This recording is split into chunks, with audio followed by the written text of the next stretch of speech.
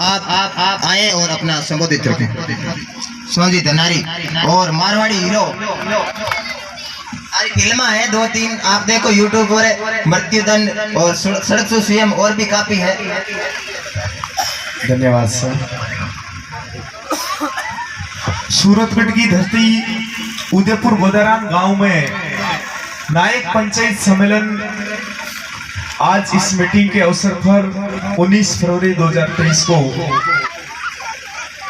जितने भी समाज के लोग जो मौजूद हैं, जिन्होंने समाज के लिए समय दिया है और आयोजनकर्ता कमेटी, इस गांव के निवासी स्थान मुख्य प्रवक्ता आदरणीय बड़े भाई साहब रघुवीर जी, भाई साहब नरेश जी, चैनाराम जी, डूमर जी और मीडिया प्रभारी रामेश्वर जी, शोभाराम जी, मलगढ़ साहब, सभी माताओं बहनों, आप सभी को सोहन धनारी की ओर से जय भीम, जय संविधान, जय भारत।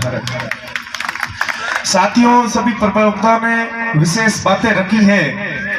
मैं 1 मिनट का समय लेता हूं और जोधपुर क्षेत्र, जो मारवाड़ का जोधपुर क्षेत्र है, वहां पर एक बहुत बड़ी विपदा है, बहुत बड़ा दुख है, भील और नायक वाला।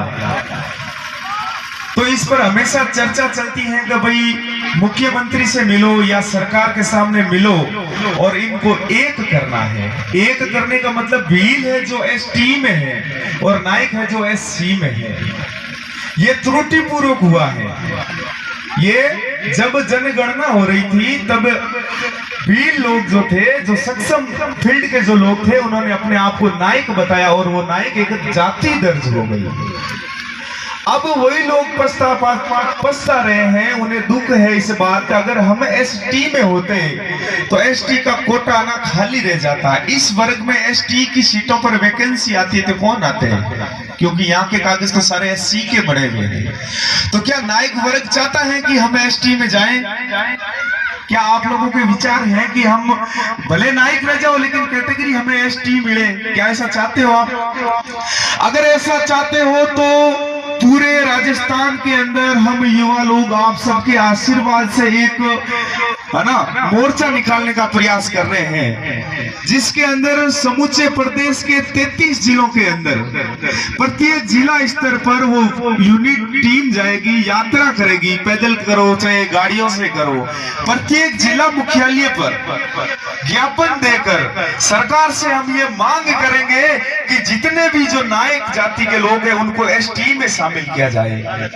और अगर तुम नायक से भील वाला ट्रांसलेट समझना चाहते हो तो आप अपना इतिहास पढ़ लो, किसी को पूछने की जरूरत नहीं है।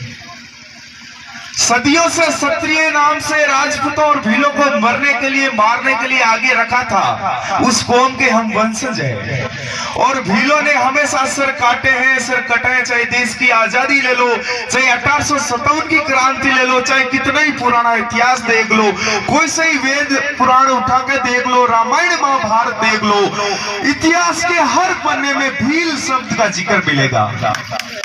ये हमारा गौरवशाली इतिहास रहा है, लेकिन आज वही भील नायक शब्द से ठोकरे खा रहा है जो बाबा साहब डॉक्टर भीमराव अंबेडकर और भारतीय संविधान ने जो एसटी कैटेगरी के लिए, हमें अनुसूचित जनजाति के लिए जो फायदे दिए वो हम नहीं ले पा रहे हैं। एससी के अंदर अनेकों जातियां हैं, अनेकों भीड़ है और उस सक्षम कौम से हम टक्कर नहीं ले पाएंगे। बात इस क्षेत्र की नहीं है, पूरे राजस्थान की बात करते हैं। आप देख लीजिए बाड़मेर के अंदर, जालोर, पाली, सिरोही, उस क्षेत्र के अंदर देख लीजिए, उनके डॉक्यूमेंट भील से हैं, लेकिन उनका शिक्षा का स्तर देख लीजिए, आर्थिक स्तर देख लीजिए, राजनीतिक स्तर देख लीजिए, बहुत डाउन है। रही बात इस तरफ की जयपुर सीकर चुरू क्षेत्र की, तो इस तरफ जो मीणा वर्ग है एसटी के अपने भाई, उनका दबदबा। इस तरफ जो नायक वर्ग है, जो सूरतगढ़, गंगानगर, इस तरफ तो इन सबको मिलकर काम करना होगा कि भाई हम एसटी के लोग हैं, हमारे पूर्वज सदियों से जो आदिवासी परंपरा में रहे थे, उसलिए हमें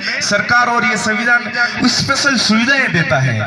अगर आप चाहते हो, हम सब चाहते हैं, तो बहुत ही जल्द राजस्थान के प्रत्येक जिला मुख्यालयों पर ज्ञापन देते हुए सरकार से मांग करेंगे।